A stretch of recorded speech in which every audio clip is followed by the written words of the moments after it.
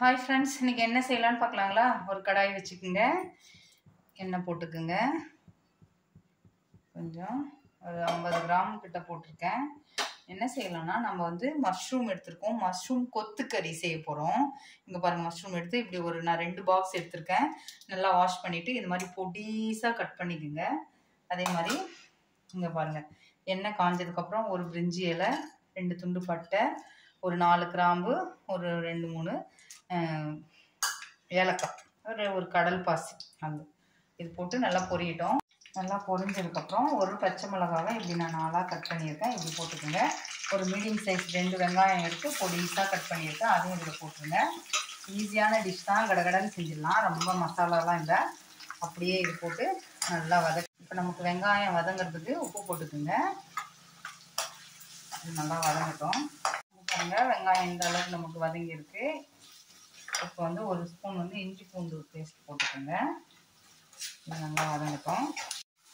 இங்கே பாருங்கள், இஞ்சி பூண்டு பேஸ்ட்டும் நல்லா நமக்கு வதங்கிடுச்சு.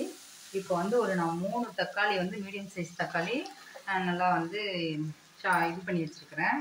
மிக்சியில் போட்டு நல்லா தண்ணிலாம் எதுவும் விடாதீங்க, அப்படியே வந்து பியூரி பண்ணிவிடுங்க. இது அப்படியே இதுவாகட்டும். நல்லா நமக்கு வந்து எண்ணெய் பிரிஞ்சு வர அளவுக்கு நம்ம வந்து இந்த தக்காளியை வதக்கிக்கலாம். நல்லா வதங்கட்டும். இங்கே பாருங்கள், நம்ம எப்படி போட்டோம், நல்லா தக்காளி சுருண்டு வந்திருக்கு பார்த்தீங்களா? இப்படி கொஞ்சம் அரைச்சி போட்டுக்கிட்டிங்கன்னா நமக்கு கிரேவியும் நல்லா இருக்கிற மாதிரி இருக்கும். ஓரளவுக்கு இதுவாக இருக்கும். இப்போ வந்து மசாலா சேர்க்கலாம். தனி மிளகாத்தூள் 2 ஸ்பூன் போடுறேன். உங்கள் காரத்துக்கு ஏற்ற மாதிரி போட்டுக்கோங்க. நம்ம காரம் எப்படி சாப்பிட்றோமோ அதான். மஞ்சத்தூள் கொஞ்சம், அடுத்தது தனியாத்தூள் 1 ஸ்பூன், அதே மாதிரி சீரகத்தூள் கொஞ்சம் போட்டுக்கோங்க.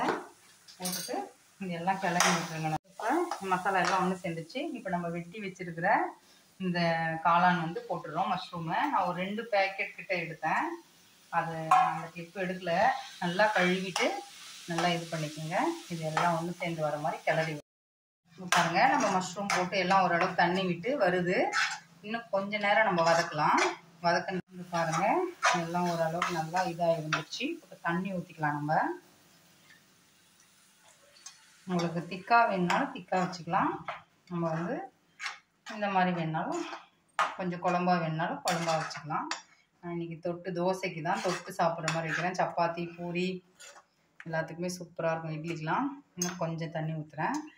இது கொதிச்சு வரும்போது நமக்கு இதுவாக இருக்கும். இப்போ உப்பு செக் பண்ணிக்கோங்க.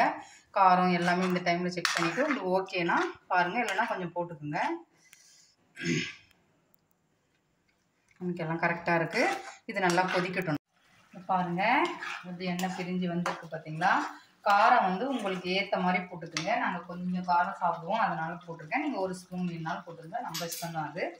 கரம் மசாலா போட்டிருக்கேன் கொஞ்சம்.